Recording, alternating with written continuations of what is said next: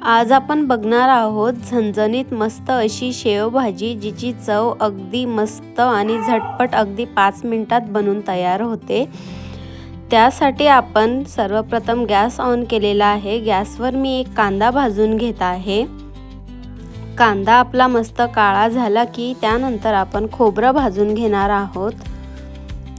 किसलेलं खोबरं इथे मी भाजून घेत आहे। मस्त असं सोनेरी रंग येईल तोपर्यंत आपल्याला आपलं खोबरं भाजून घ्यायचं आहे।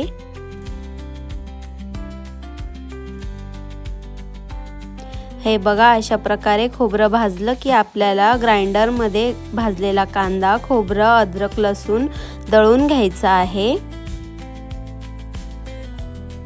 थोडं थोडं पाणी टाकून आपल्याला मसाला मस्त असा बारीक करायचा आहे।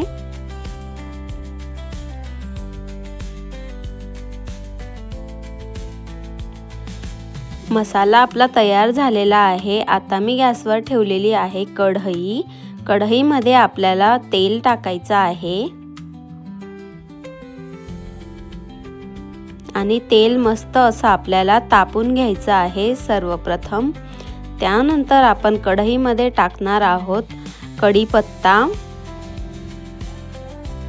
आणि त्याच्यानंतर टाकणार आहोत आपलं जिरं। जिरा आणि कढीपत्ता मस्त असं आपल्याला तडतडू द्यायचं आहे।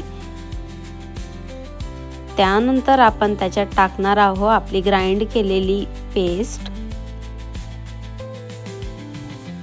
मस्त असं आपल्याला ते परतून घ्यायचं आहे तेलामध्ये, मीडियम किंवा फास्ट गॅस ठेवून।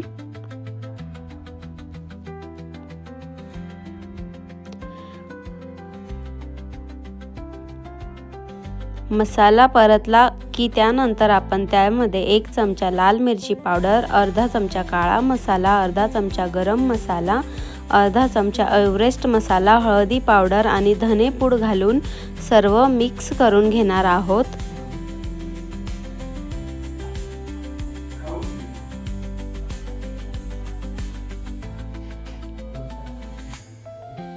मस्त मिक्स झालं की चवीनुसार आपल्याला त्यामध्ये मीठ ॲड करून घ्यायचं आहे। मस्त असं आपल्या मसाल्याला बघा तेल सुटलेलं आहे। त्यानंतर आता आपण त्यामध्ये पाणी घालणार आहोत।